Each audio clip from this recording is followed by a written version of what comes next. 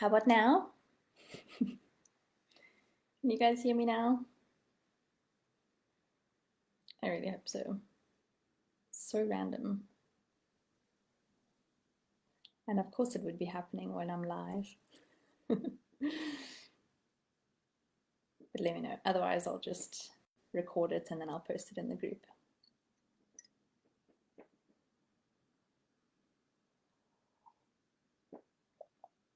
Tash and Bane, can you hear me?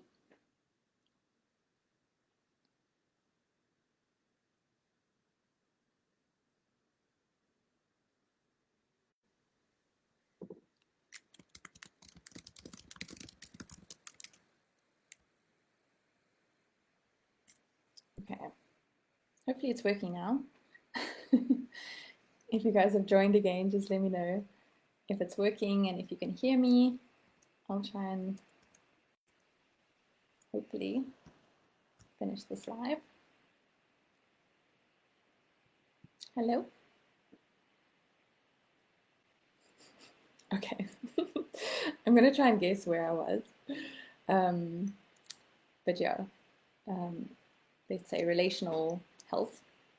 So thinking about relational health, we're not trying to avoid conflicts or difficulties in our relationship. It matters how we handle that and how we connect with each other through that conflict and after that conflict. But again, that same idea of we're not just trying to like remove all conflict. That's also not healthy.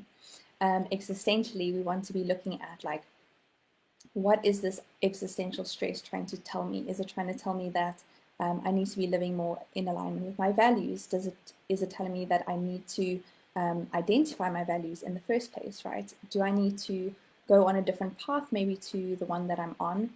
And sometimes we've changed and we've grown and we are different people now. And maybe the path that we created for ourselves is no longer the one that we want to be on. So having existential stress feels really uncomfortable.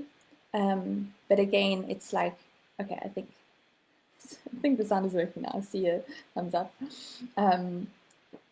So just seeing that as like, it's giving us information and we don't have to avoid feeling uncomfortable.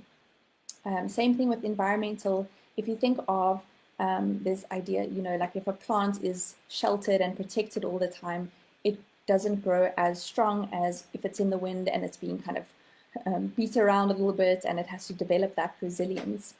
Can you guys hear me? It has to develop that resilience. It's the same for us, right? Environmental stresses. We are in the modern world quite protected from extreme temperatures. We have just in general protected from the elements. We don't really have a lot of that stress, but it is really important for us to build that resilience as well. So just thinking about it as like every area of our health, we can find evidence for why stresses in that area actually help us grow, help us build capacity, help us build resilience, and prove to ourselves that we can do those things. So when we can't change a stressor, we would more likely go to changing, how we look at the stressor in this way. But also just in general, the mindset reinforces itself, right? So if we see stress as something negative, something harmful, something that we need to push away, something we need to avoid, you can see what kind of coping mechanisms come out of that. We're more likely to have unhealthy or what they call like passive coping strategies for that. And then also when we're avoiding and we're not meeting that stressor head on, we're not building that kind of portfolio of resilience and that proof to ourselves that we can handle it. And so we believe that our capacity and our resilience is less than it is. And so we are less likely to engage in the future. So it kind of keeps reinforcing itself. And then on the other side of that, if you see it as, yes, this is great, it doesn't feel good, it's uncomfortable, I'm going to support myself through that discomfort, but I can see this as, this is a stimulus to grow and change, or it's giving me some kind of information. That will make us approach those things. It will make us physically and psychologically prepare for those things, so we're more likely to have the capacity to meet them. And in meeting them and growing through that, we then increase our capacity, we increase our resilience. So it kind of creates a positive sort of spiral or positive, it kind of accumulates in a positive way. Okay, so the action step for today. So each day there will be the perspective shift, and today that was going from seeing stress and kind of negative emotions or uncomfortable emotions as something bad, as something we need to avoid, to seeing that as an asset and seeing something that helps us grow and change. So the action step for today is think of something that is currently stressful to you or is causing some kind of like uncomfortable emotion for you.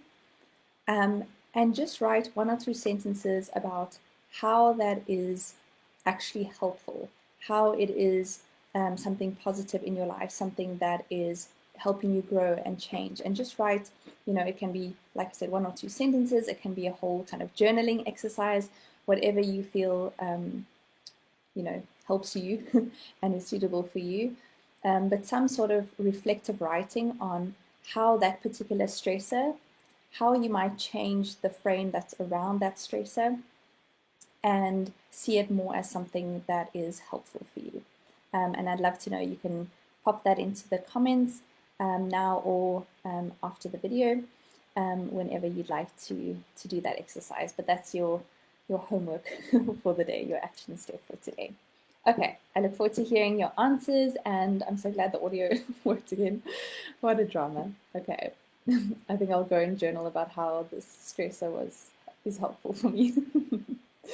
I mean, that's just such a perfect example because it has happened so many times in the past. So I just don't even, it doesn't stress me out anymore. I know I can handle it. I know that the world doesn't end when that happens. So that's a great example, actually. Awesome. I will see you guys tomorrow for day 2. And in the meantime, I will be responding to your comments. Awesome. Bye.